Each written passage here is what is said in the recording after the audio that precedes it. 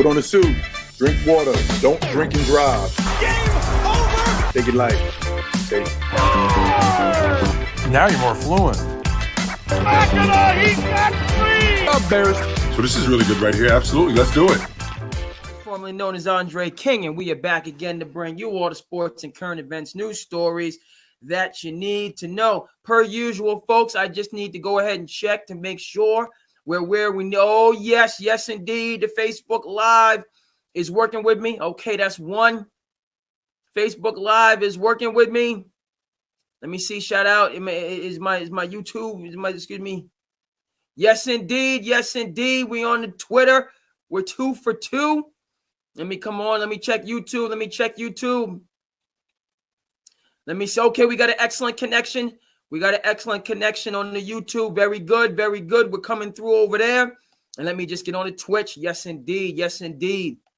Okay, folks, it's great to be with you on this 4th of July preview. A lot going on. Just had to make sure that our lives are where they need to be. And they are most certainly. It's just going to be your boy today. It's just going to be the Cape Cod Kid. But that is all right because a tremendous amount to get into. I am pumped.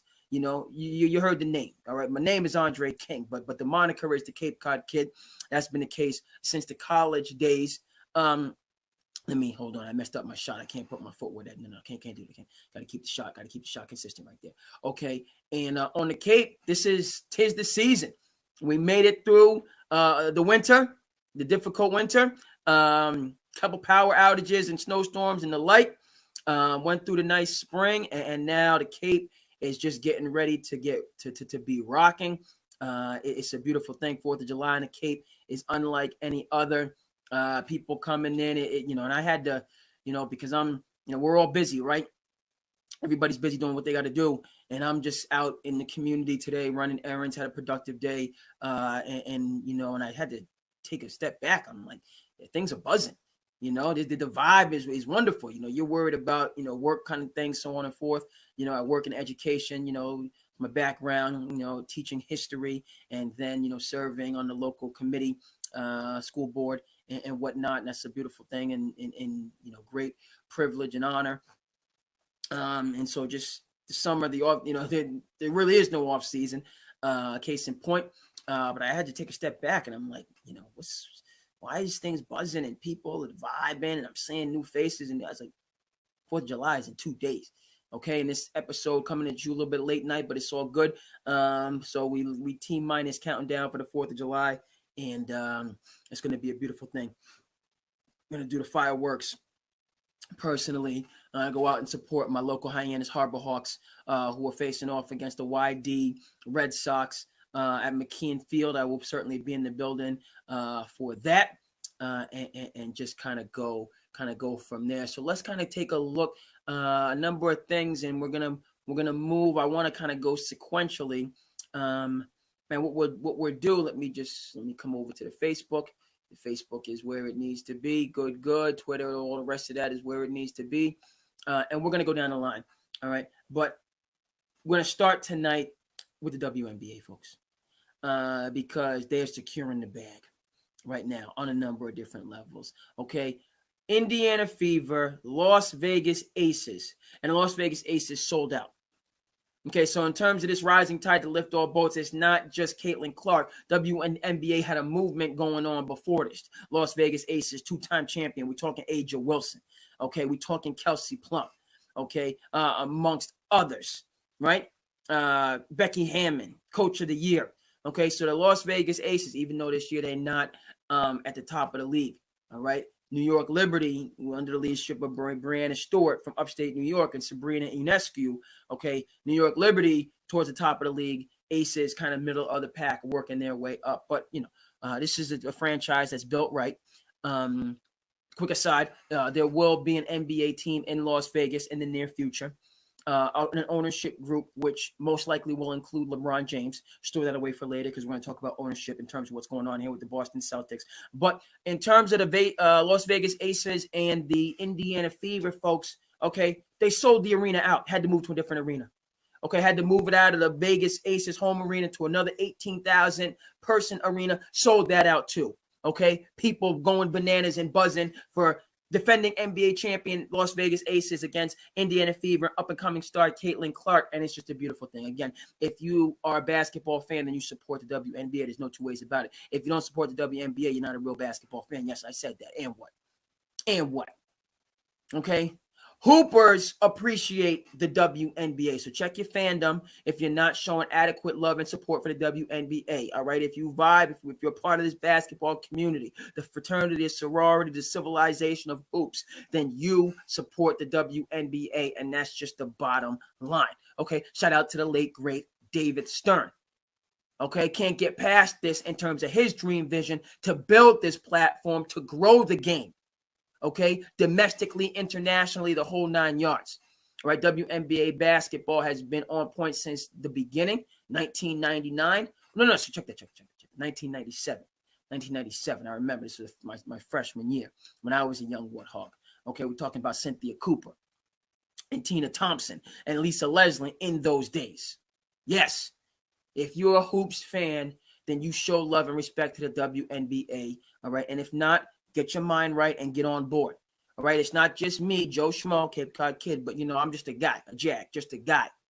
Okay. But why do you see LeBron James at the WNBA? We know the late, great Kobe Bryant in terms of his affinity for the WNBA. And that was because of his daughters and just because of who he was as a basketball icon, legendary individual. Okay. So the love, the appreciation, the respect in the WNBA has been there from the NBA and from just hoopers. From the beginning and going strong to this day, and just going back to the late great David Stern, and I can't say enough, in terms of Cheryl Miller needed a league. It hurts me to this day that Cheryl Miller was not able to play in the WNBA.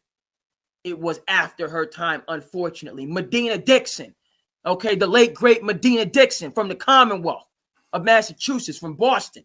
Okay, 1984 national champion out of Old Dominion.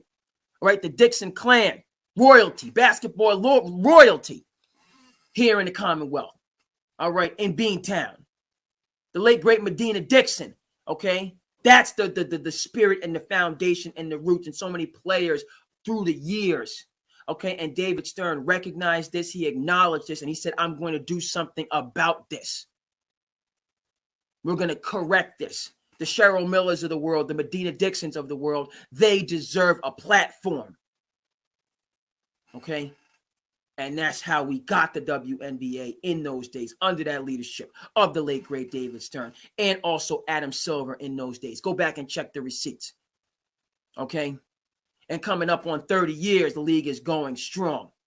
All right? Because of young phenoms like Angel Reese, just broke a record, first WNBA player, I believe, with 10 straight double-doubles. Angel Reese doing work. As I understand, Angel Reese is from B-More, from Baltimore. All right, you notice how I said B-More, Baltimore, because I feel that I have an affinity, even though I'm coming from the Cape. So I apologize for anybody that I offended. Okay, go ahead and get your crab cakes. All right, get your crab cakes ready. And I know that the seafood tradition in Baltimore. I know that at least.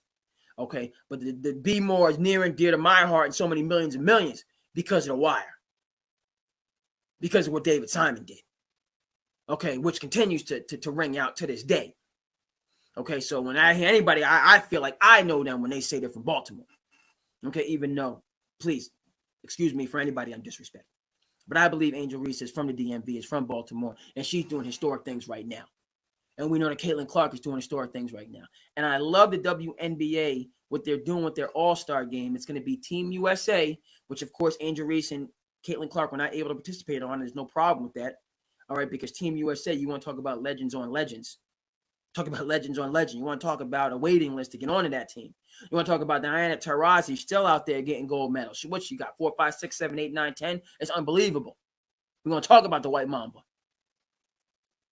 Okay, so I have no issue. It would have been ratings, so on and forth, to get Caitlin Clark on the team and to have the build, the brand. I get all of that, but just in respect to the WNBA and the league and what it means to be on that team, yeah, for real. I think the minimum age on Team USA is like 24, 25, 26. Like, you do have to wait your turn. That's just a part of the tradition of the game.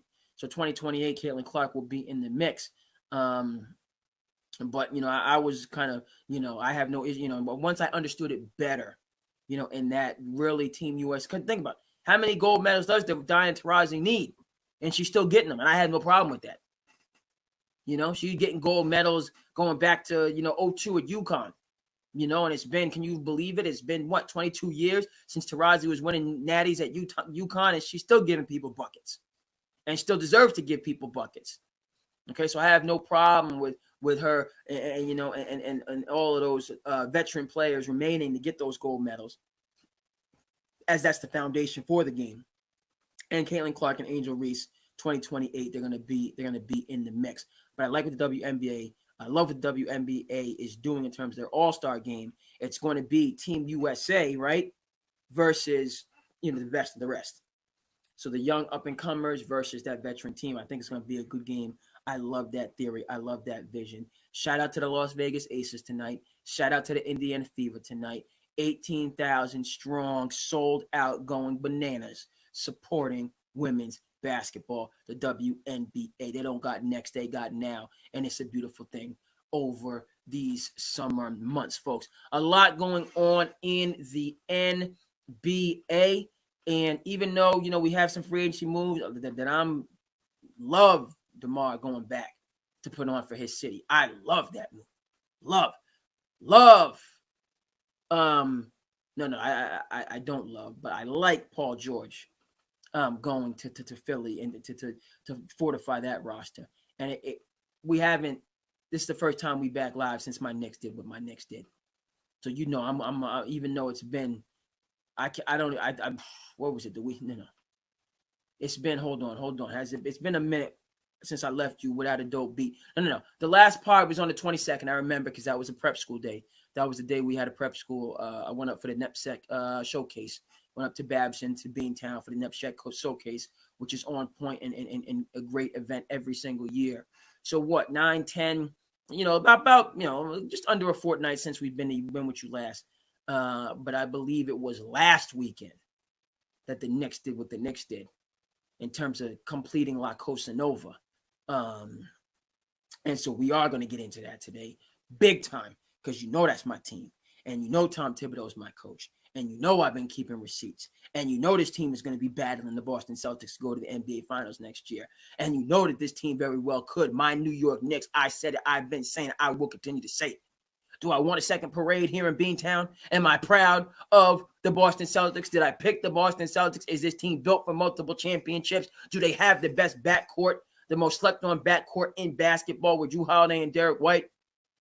Okay, all of those things. But my New York Knicks, La Cosa Nova, Brunson, DiVincenzo, Hart, and now Bridges, along with the last OG, along with Julius, along with Mitchell.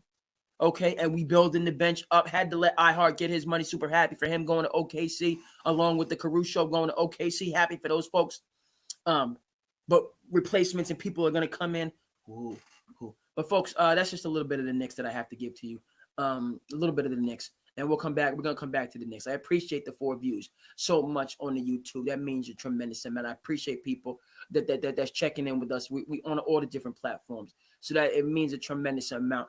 And as always, anytime, anybody that wants to come on and bring something to the mix for Sand City Sports, let me know. Jump in whatever platform. Let me know. You're welcome to come on Sand City Sports and go back and forth. People locally here in the Keeping Islands, people that I know, I've reached out to them. They already know what time it is. And then just people that's about, sports fans, by the fans, for the fans, every day. Come on, get down with Sand City Sports and let's go back and forth. But put some respect on Tibbs' name if you're going to come up in this space. I'll let you know that right now.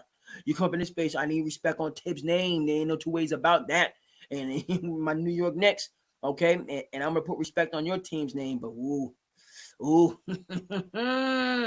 got a lot to get to there. But, folks, so those are the things that we're going to get to.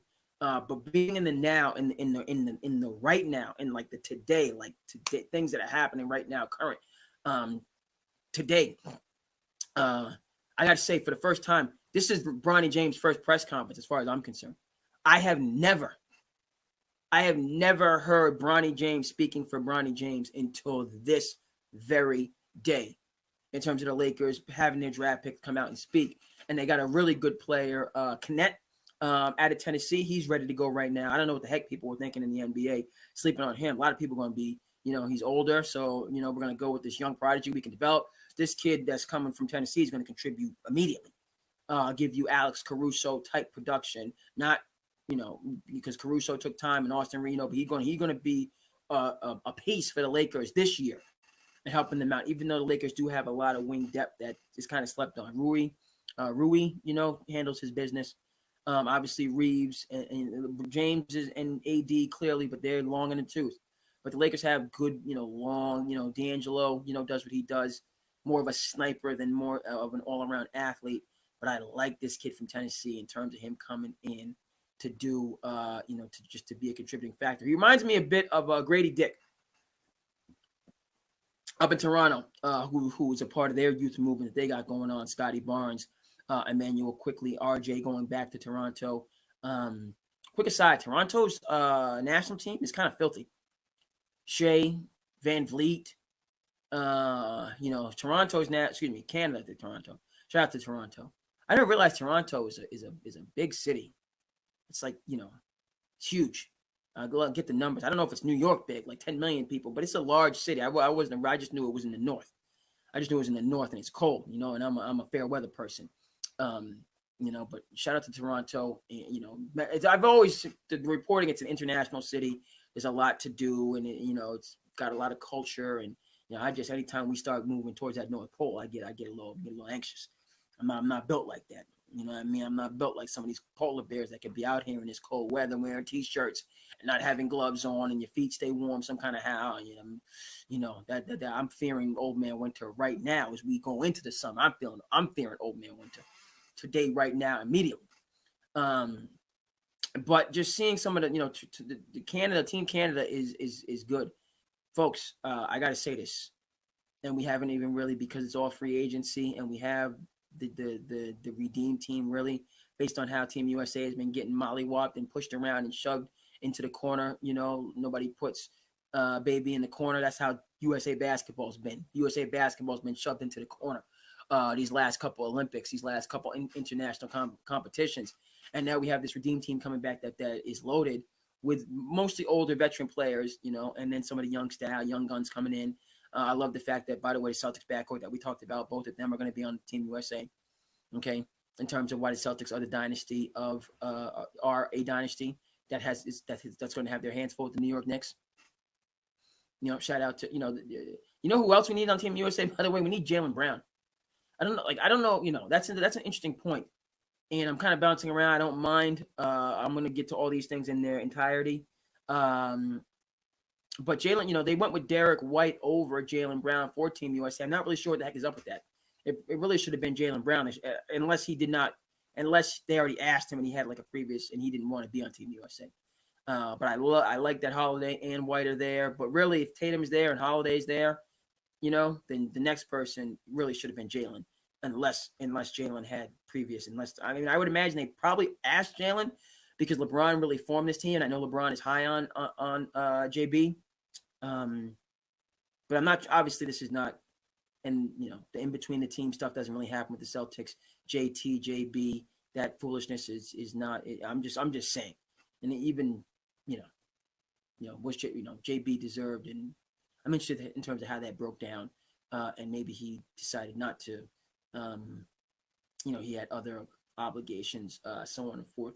The other JB thing that I think that I don't think I know is he lost his Thus Foundation ring. He has a Thus foundation that does educational and social justice and community initiatives in the greater Boston area and Massachusetts more generally. That was lost at the parade, and generous Good Samaritans returned that, and they're going to be sitting courtside for the ring ceremony because of their generosity. So shout out to those conscientious citizens. Shout out to JB, Finals MVP, Eastern Conference MVP, Boston Celtics defending champion, one of the best backcourts bar none in the NBA. Derek White, Drew Holiday, both signed under contract. Brad Stevens, executive of the year, no doubt. And it's tremendous. We got on that tangent somehow, some way, and we'll come back to a couple of those points. But back all the way to Bronny James and his press conference today. I I was impressed. And I have been I don't know how you want to put it. I'm not impressed with Bronny the prospect, and I've said that, and I'll continue to say that. And if it, because I'm just who I am, but that's no slight against anybody or anything, and we'll kind of get in this conversation, the whole Bronny phenomenon. Does he deserve an opportunity? Does he not? Yada yada. That's not really, but I think you get better at basketball by playing basketball, and he just hasn't played anywhere near enough basketball to me, to be ready, and he signed a 2-year contract and he's going to be on the team for 2 years, and that's, anytime I talk, so let's just, the Bronny the prospect, I think is out of his depth. And it's going to be a uphill climb for him.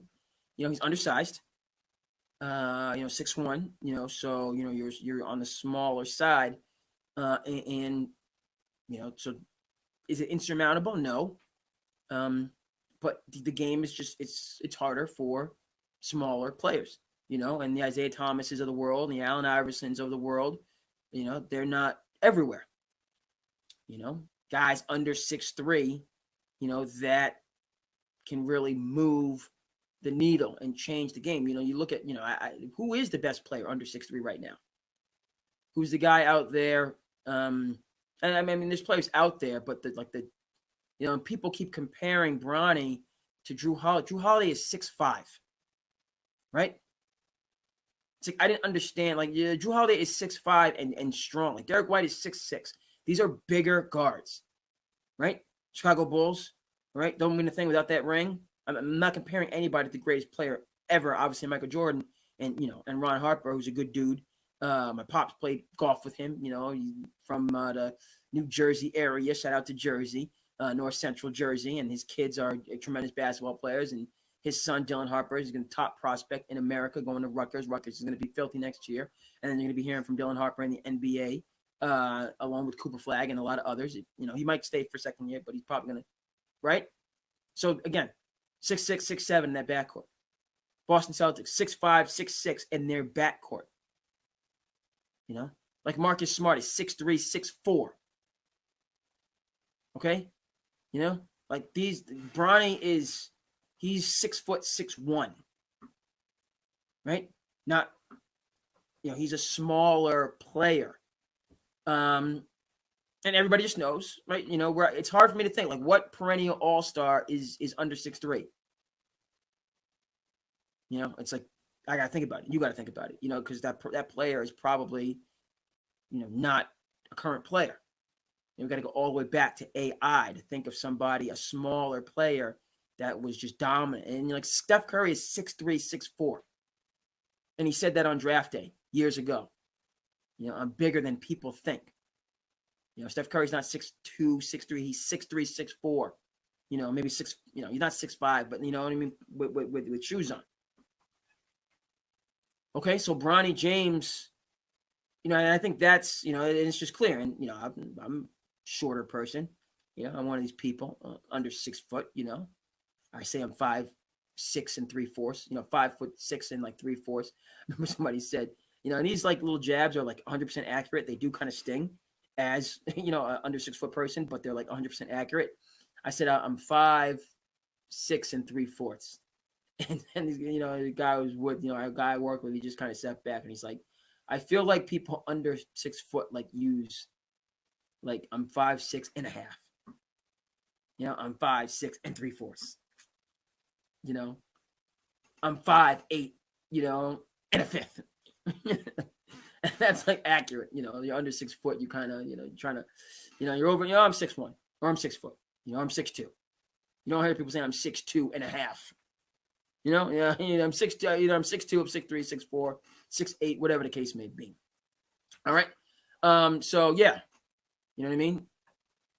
Smaller, it's just you're going uphill just in that regard. Modern NBA, right? Like a guy like an Isaiah Thomas, right? Point proven right there. a dynamic player, scorer, had the movement with the Celtics when they could run everything through him. But that was the zenith, when he was the worker, and the hardworking guy, and the Celtics built their system around him, and everything can go through him, and Tibbs does and Jalen, the player I'm looking for is Jalen Brunson. And it's crazy that I couldn't think of that, and he's on my team. So I feel ashamed right now myself, frankly. Okay. So Jalen Brunson is the player that's 6 foot, or just, excuse me.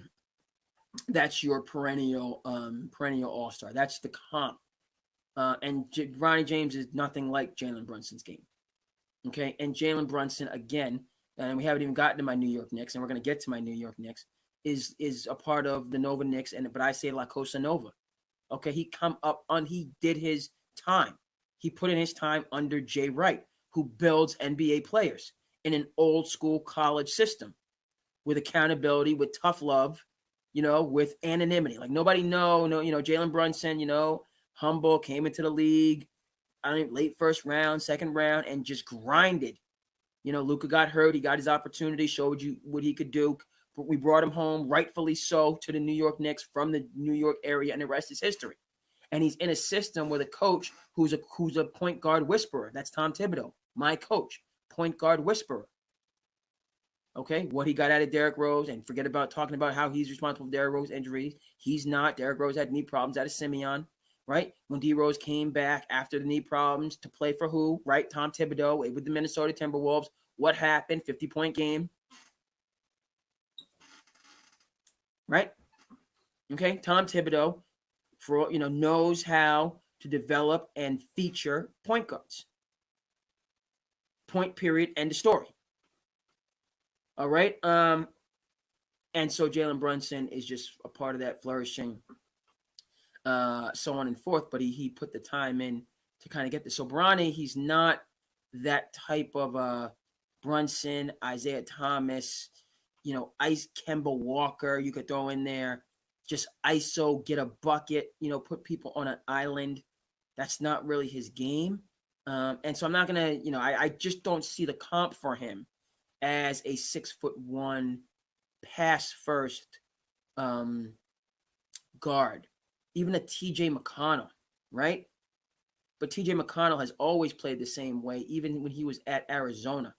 TJ McConnell is a game manager.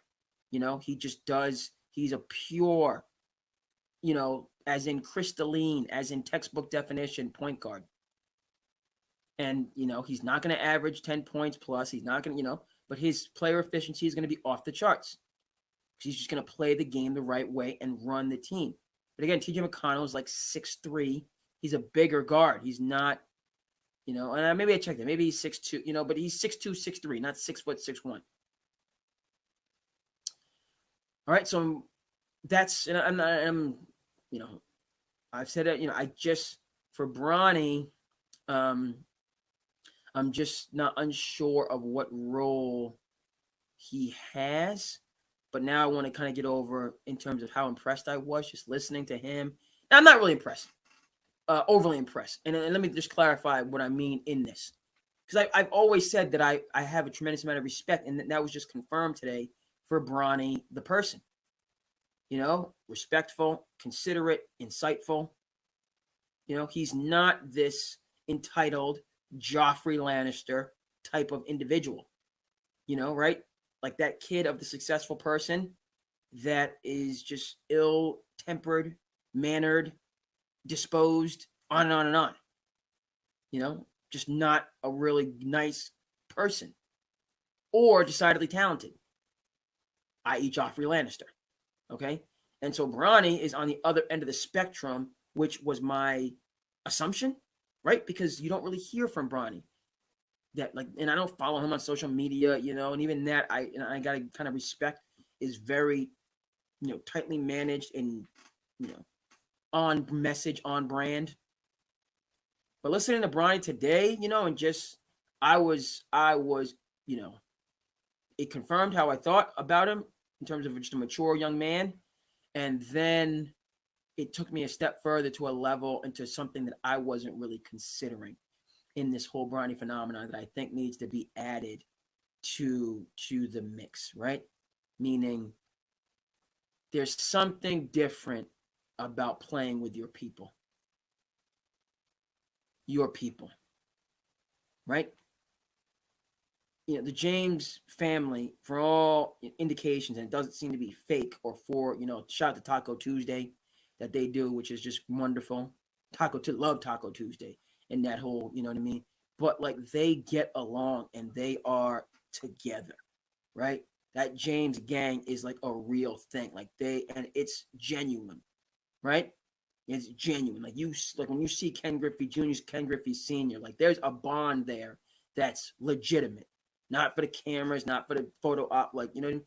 And so what I was thinking is that, like, there's something when you're playing like with and that's why I'm so pumped about my Knicks, but like these are my people off the court, these are my people on the court, and we are unified. Like we really are a team, a strong unit. And that's something with Bronny James, folks, that's legitimate. And for LeBron's side of it, there's no two ways about it. LeBron could play 4 more years. Yeah, I said it, 4. He's 40. He could play till he's 44.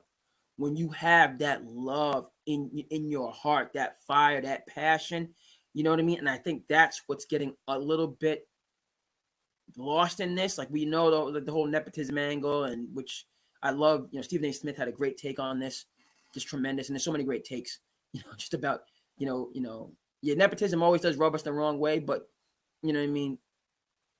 We don't, Kyle Shanahan and Brian Colangelo and just example after example after example.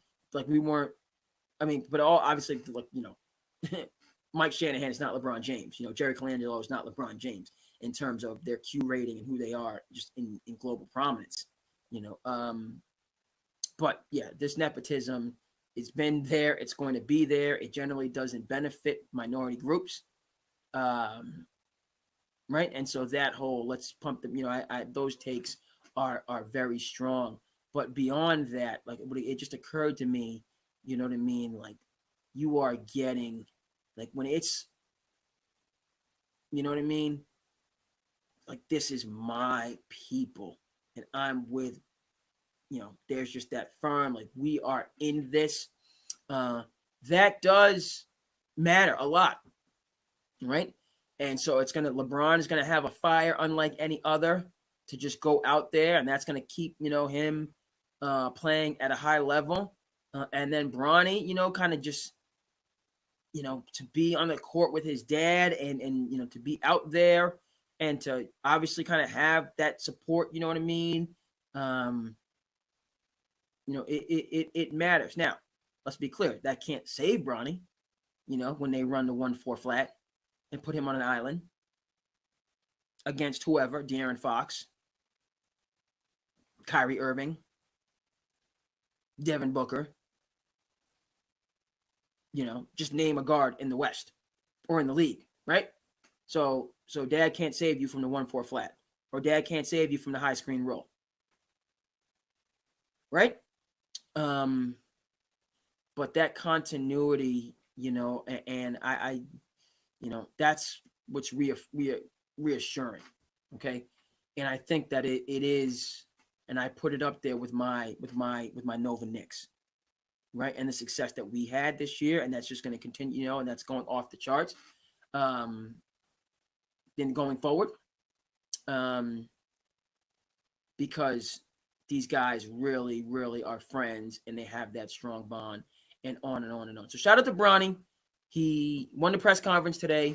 And he, he's a good dude. Seems to be just a solid dude, a solid young man, which means a tremendous amount. And he's going into this situation.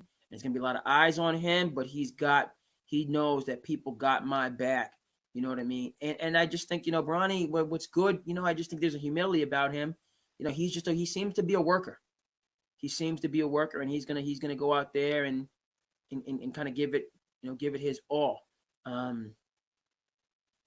It's just, woo, you gotta.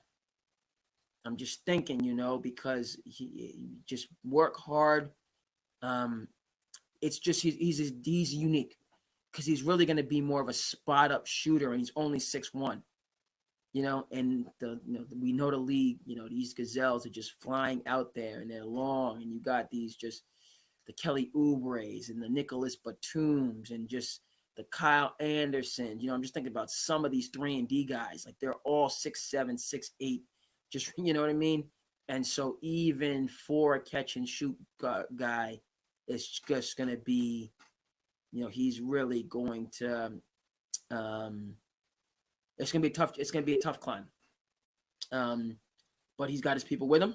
And so that's you're in a really good place when you make these ascents. But you got your folks, you got your feet, you got your people right there rocking with you. You know what I'm saying? You know what I mean? It's been a long time, right? I shouldn't have left you, right? Without that dough. Okay, come on. Let me just check my different. Woo! We got a couple views, a couple people tuning on the different platforms. I certainly appreciate it. We coming in a little bit late, but not even a little, because it's the summertime, baby. It's the summertime. You heard me. Shout out to that Will Smith classic. And, I'm thrilled that we got this pod in today. And we're going to keep moving and grooving and going as long as we need to go. And just burning. If we got to burn some of the midnight oil, we're going to burn it right on down. And we're going to let Willis out after this pod. My dog Willis, German Shepherd, Black Lab. We're going to let him out. He's going to run free for a minute and get his little workout in. He's going to get a full workout. You know what I mean? What we do, we're going to get him moving around, put the leash on him. So, you know what I mean? I have that. But then we let him move. And you know what I mean? He's going to move. Got a long line, you know what I mean? 30-foot bad boy, so he can move. And he's going to get that movement in. Come on back in. Hydration station. Going to get a little bit of rest and get into it tomorrow. I got a full day tomorrow. I'm really looking forward to it. Men's league game. Just a lot of great stuff, local Hall of Fame stuff going on.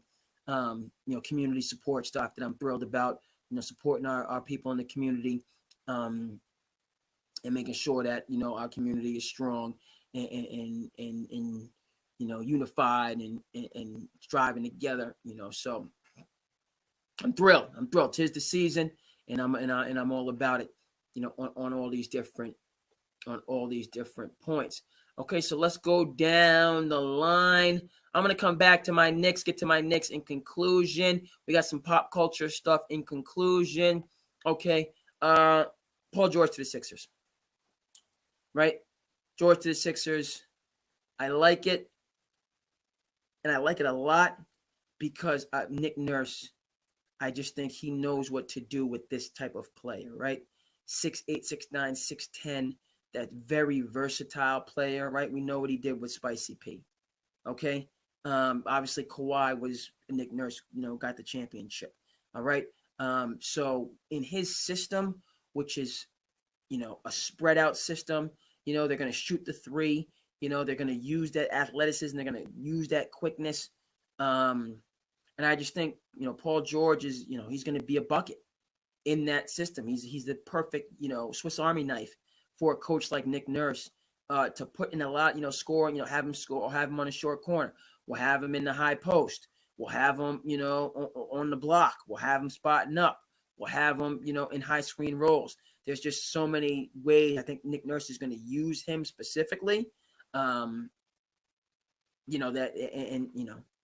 Jeff Rubin over there for Philly, strong ownership.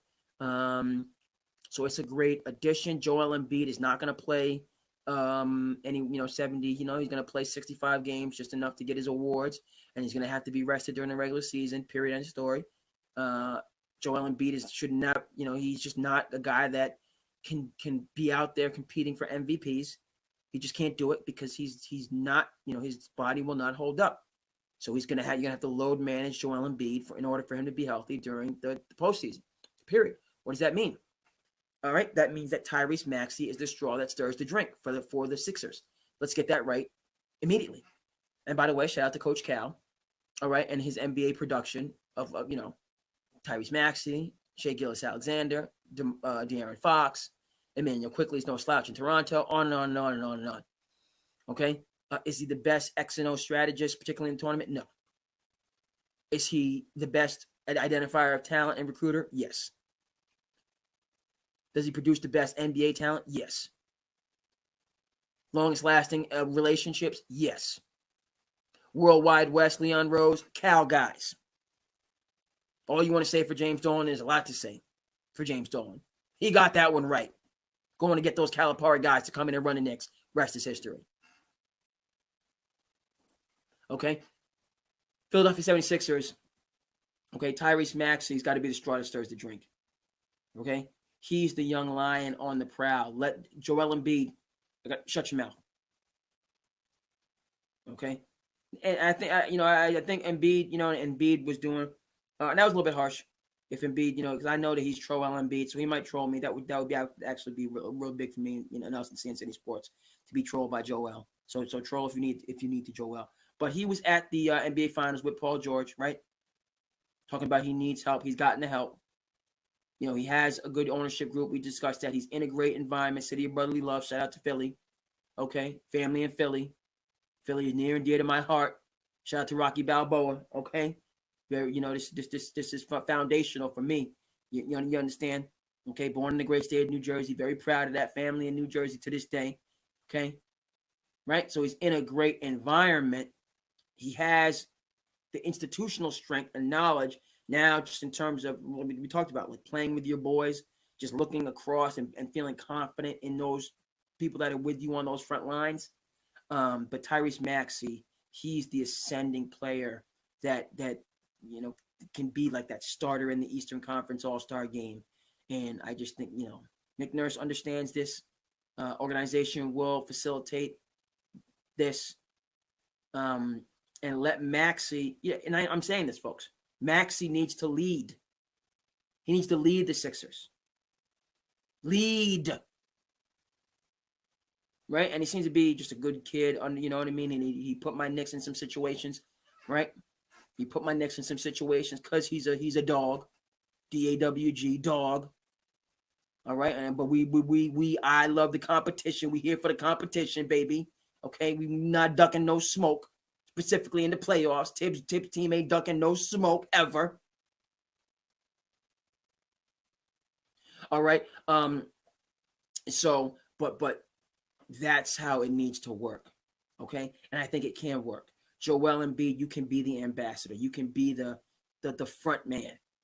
You know what I mean? Talking your talk and having your brand, and you do, and you're very personable and all the rest of that stuff. Okay, but in terms of X's and O's and winning games, the regular season is going to be dependent on Maxey and Paul George, right? For stretches, right? Joel, because Joel's going to be, but Joel's not going to be there. Right? He's going to miss at least a quarter of the season. Excuse me, 82 games. He's missing a minimum of 17. Just under 20. Minimum. In order to be healthy, right? So for, a quarter or a fifth or whatever, if was a fifth, whatever, for those 15, 17, 20 games, that's when it's Maxey and Paul George time. Or Maxey and maybe they bring in some, you know what I mean? There's going to be those stretches where, and especially in order because Boston is not going anywhere and my Knicks are not going anywhere. There will be a battle for the best record in the Eastern Conference next year. And by the way, the Knicks they gave Celtics trouble this year. My New York Knicks gave the Celtics trouble this year. Before we got the last OG. There's going to be a battle for the number one seed in the Eastern Conference. My New York Knicks are coming for that number one seed in the Eastern Conference.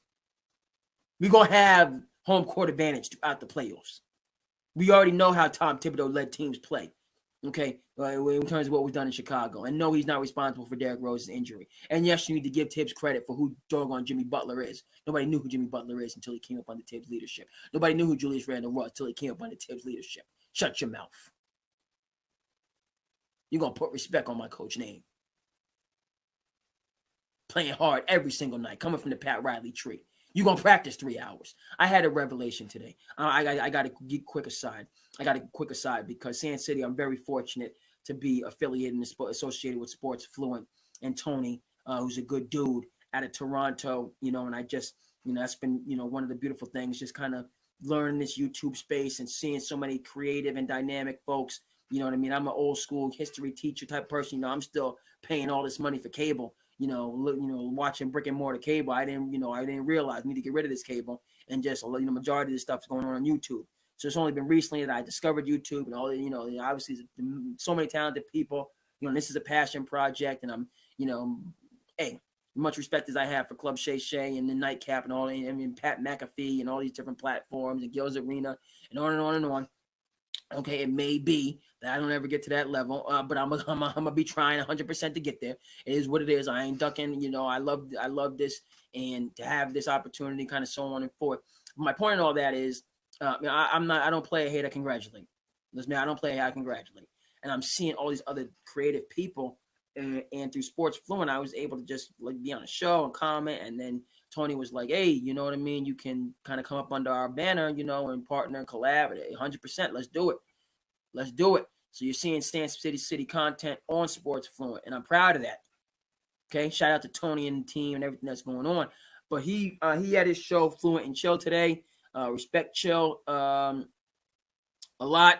Again, discovered Player's Choice recently. Great platform during the day. 11 to 2. Go ahead. You know what I mean? If you haven't, just awesome. The conversation, how they built that up. And I was learning a tremendous amount in terms of things, different things they're doing, super chats, Telegram, all, I was like, whoa, I'm learning and just enjoying and vibing and just, but case in point, I got a chance to jump on to the Fluent and Chill today. Now I was just talking with Chill, and again, I made it clear, not just, La Cosa Nova, my New York Knicks, Tom Thibodeau, but I'm proud to be, very proud, exceedingly proud to be born in the great state of New Jersey. Exceedingly proud. Okay, and so with all that being said, so when we talk about St. Anthony's and the Miracle of St. Anthony's, shout out to Woj and the Miracle of St. Anthony's. I got that book for like $2 when Borders, we don't even have Borders anymore. This is over 10 years ago when the Borders here in Barnesville went out of business, and I was up in there being that discount shopper that I am. You understand? Right? I got the Miracle of St. Anthony's, a bunch of other stuff, and I sat down and I read that doggone book, and it's just groundbreaking in a number of different capacities. I thought Bobby Hurley Jr. was a spoiled brat from Duke with a silver spoon in his mouth. Never again. Okay? We want to talk about I Hate Christian Laettner, the great 30 for 30. Amongst other greats, Christian Laettner is from Buffalo. Blue collar. Frozen North. In terms of how they get down for those Buffalo Bills games. You better get it. Coach K is from the Chi. From Chicago, my people. Okay, so yes, Duke, Southern Ivy, Tobacco Road money, all that stuff is true. Billions of dollars and in endowment money, all that stuff is true. But in terms of Duke basketball, in the Krzyzewski era, also John Shire is another Chicago. Shire is from the greater Chicago area. He's not from Chicago proper, from the greater Chicago area. You understand? No. And Bobby Hurley Jr. specifically, I read that book and I was just taken aback to this day in terms of, and I, just understanding the religious level of dedication to each other and to the game at that institution. And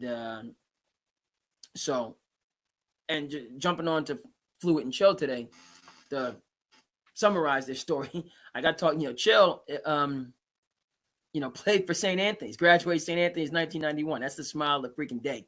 That's the smile. That's the smile of the week for me. He's a St. Anthony's guy, and I've seen him reference, because obviously Danny Hurley is all the rage now with the UConn dynasty.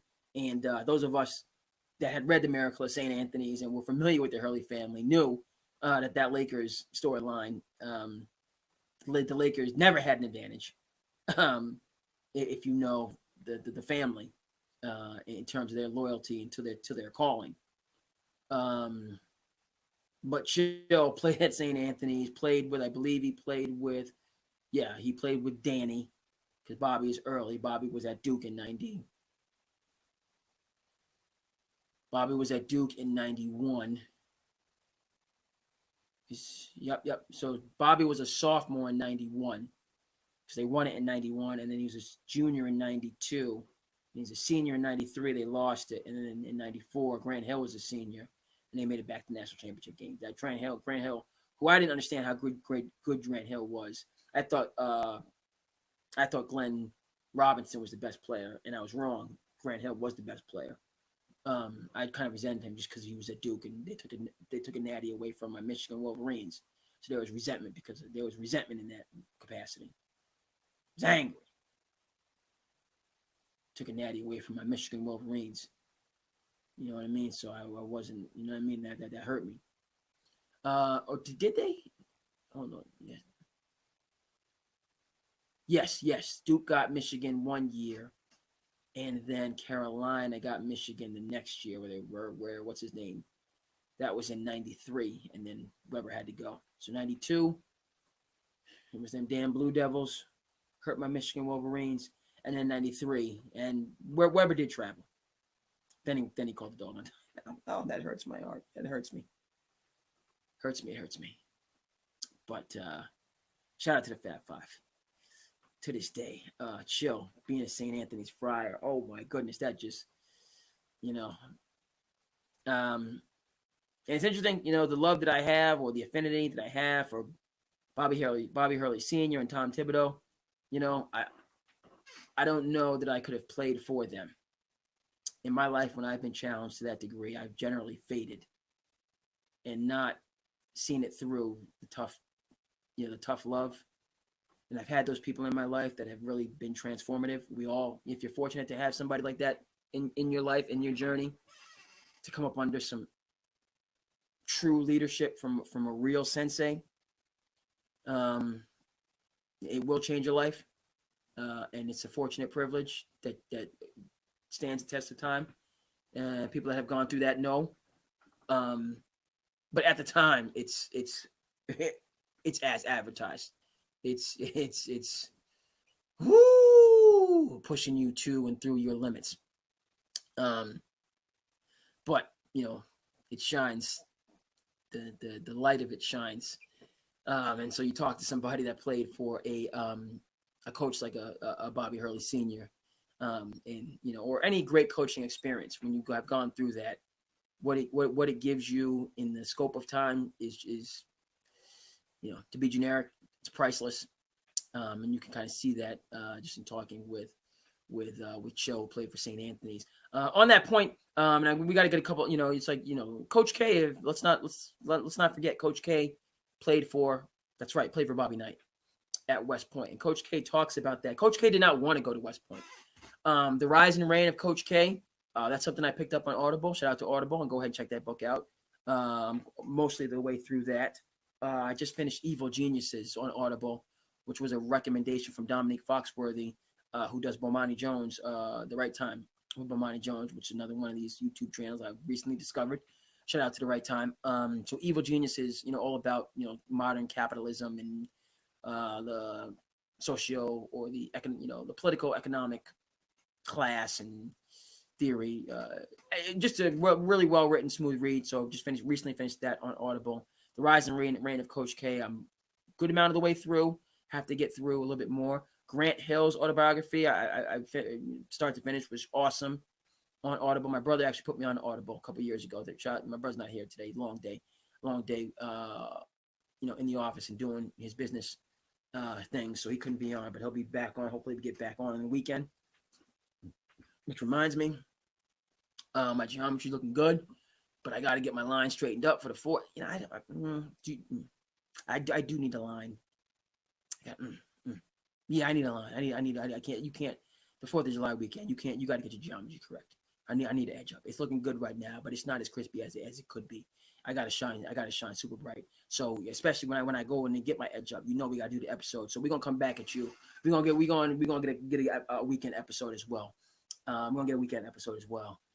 Just based on the fact that hey, sport, even though, but that's kind of the what I mean, because we're going to have to see when we get it in. We get because the 4th of July weekend, the weather's supposed to be nice. Weather's supposed to be nice through the 4th. So I got to also be out with the people. I got to be with the people. Okay, but then I also got to make sure that the line is given its due respect, and we do an episode. I can't not do an episode when I get my geometry right. It has to go down. It has to go down. So my brother said he's going to be back for the weekend episode, and we're going to get that We're gonna get that. We're gonna get that right. But folks, yeah, back in terms of those experiences, those hard experiences that really cut you to the quick and push you over the edge where you have to be in order to grow. Yeah, Coach K played for Bobby Knight at West Point, and a really good story from the book. And I'm not going to give away too much. I ain't gonna give away too much. But Coach K did not want to go to West Point based on the fact Coach K, Shershevsky, speaking of Bronny James, somebody that's undersized, under 6 foot. Coach K was that dude in Chicago. Want to talk about undersized guards that are that dude? Look up Teddy Dupay.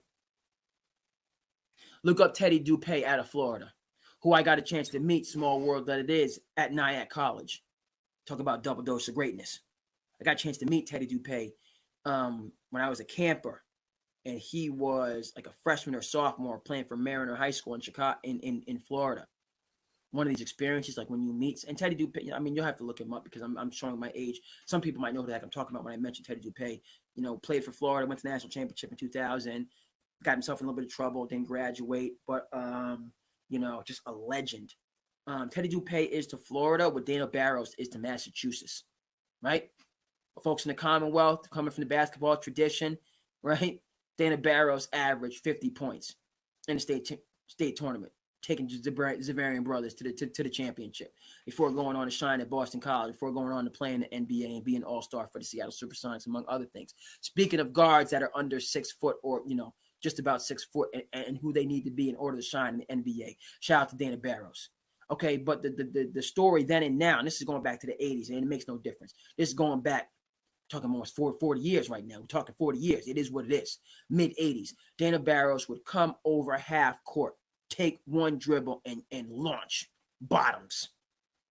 He was in range when he got to half court. This is long before Steph Curry made this popular. And long before, there wasn't even a three-point line in high school, as I understand it, in those days. The three-point line had not made it down to the high school level in those days, if I'm not, as I remember the story. And I'm going to have to get clarification from the old-timers. Always like to hear from the old-timers. Shout out to No Country for Old Men. Great movie. Had to see it a couple times to really get it. Now, No Country for Old Men resonates with me so deeply. So deeply. Okay, shout out to the Coen brothers. All right. Got to talk to some of the old-timers about that. But Dana Barros was an absolute vision 40 years ago and to this day in terms of what he's doing in Massachusetts. Now he has a sports complex in Stoughton, Dana Barros Sports Complex, 5 Goodwood courts, a well-built sports complex, not like some of these, a well-built, it's a good sports complex. The court is good, the spacing is good, all of that stuff. And they have a lot of high-level tournaments. They have the Zero Gravity. Zero Gravity has a prep classic there in early December, which is bananas, which is like the NEPSEC showcase that we just had in June. Okay, so Dana Barros, Massachusetts, Teddy Dupay, Florida.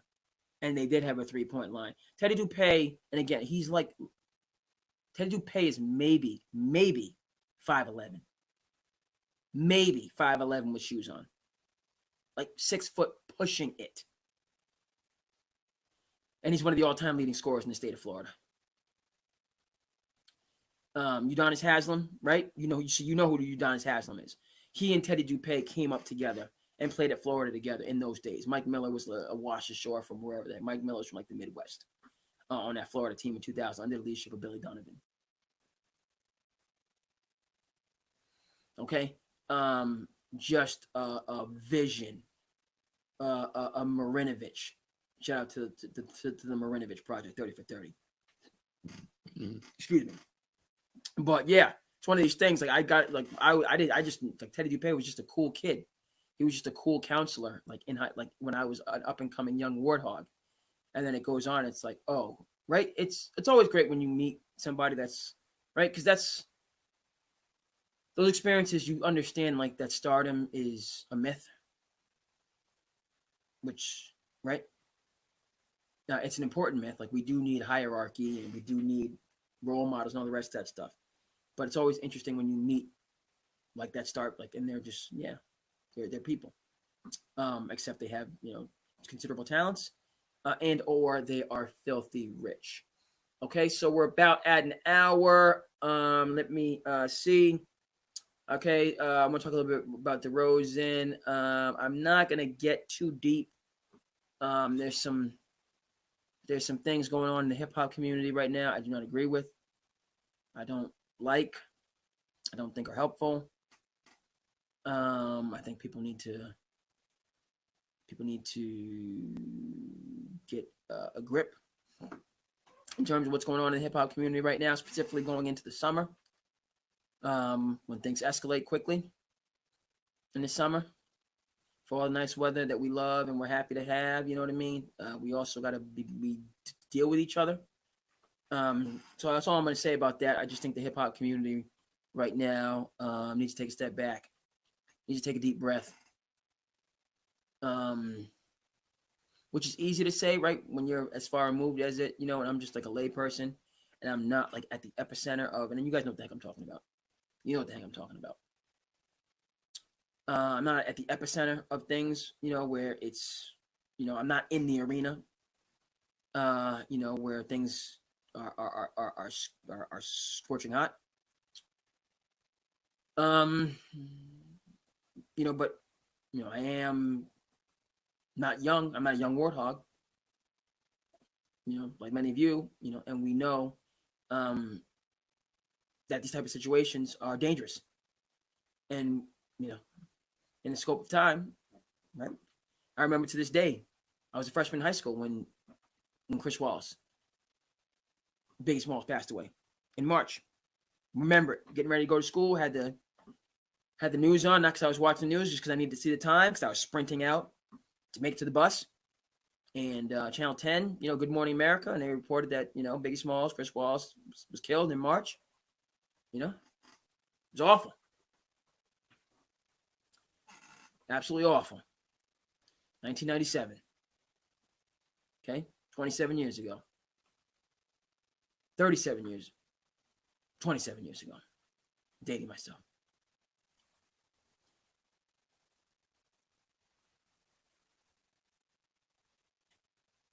$27. Yeah. All right. History person, not math, okay? Hip hop community. Yeah, and it's just,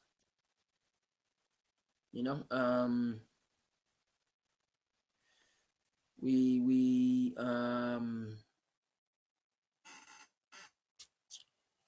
keep it on wax, folks. Keep it on wax.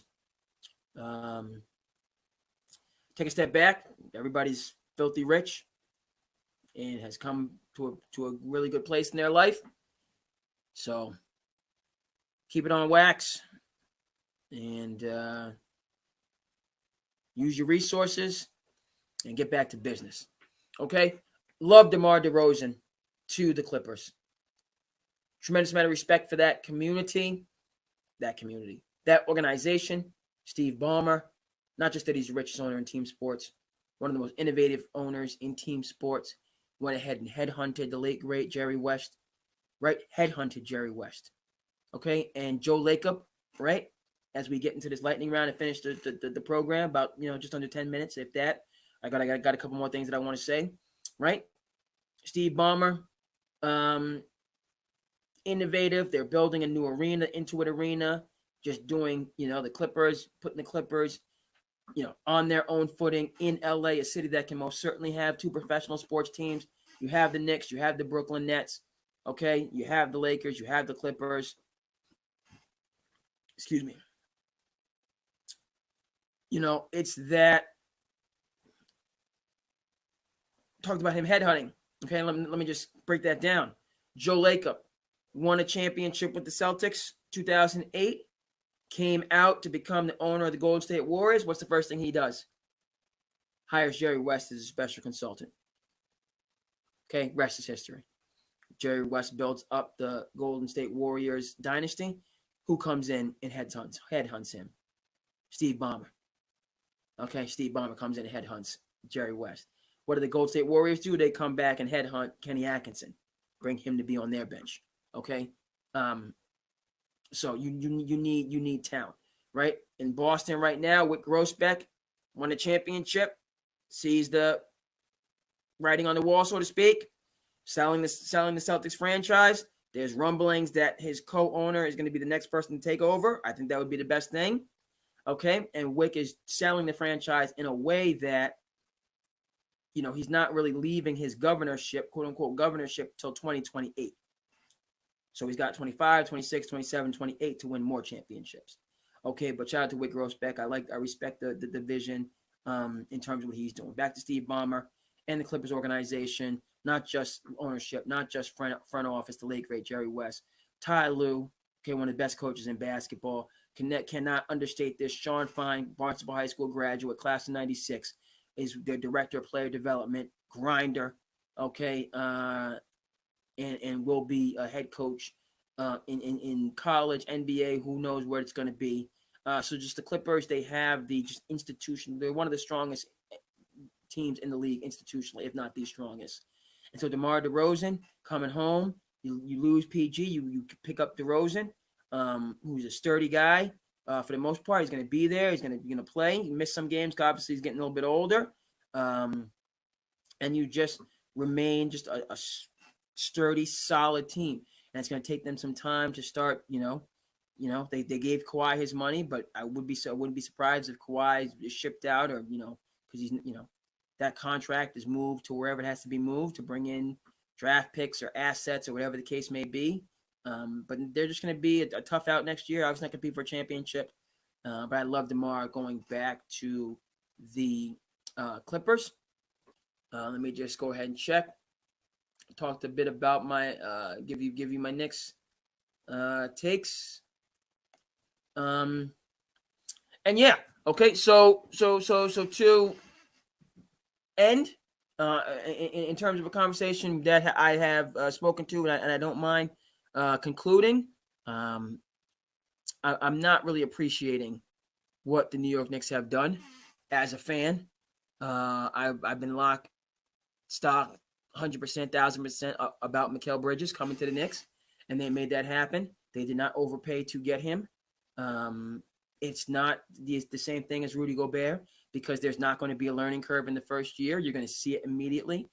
Next year, the Knicks are the jump that Minnesota took this year, the Knicks are going to take next year. There's not going to be a 1 year, what the heck is going on, people slandering them. And then now everybody's forgotten how much they gave up for Rudy Gobert, because that's a team that went to the Western Conference Finals and really should have went to the NBA Finals. So we've all but forgotten, that deal. And it's just the Timberwolves are here to stay. They knocked off a very, very, very strong defending Denver Nuggets championship team. Okay, so Mikal Bridges, all the people, we gave this. The Knicks are going to be, the Boston Celtics have their hands full. I think the Knicks are going to have the best record in the NBA next year. Yes, I said that, the best record in the NBA. Home court advantage. Are they better than the Celtics? No, I'm not going that far. Can they beat the Celtics in a 7-game series? Yes. The Knicks can beat the Boston Celtics in a 7-game series. The Knicks can get back to the NBA Finals and face off against Dallas, face off against whoever the heck comes out in the West, and win the NBA championship next year. They can win the East. They can get in the finals. They can win the finals next year.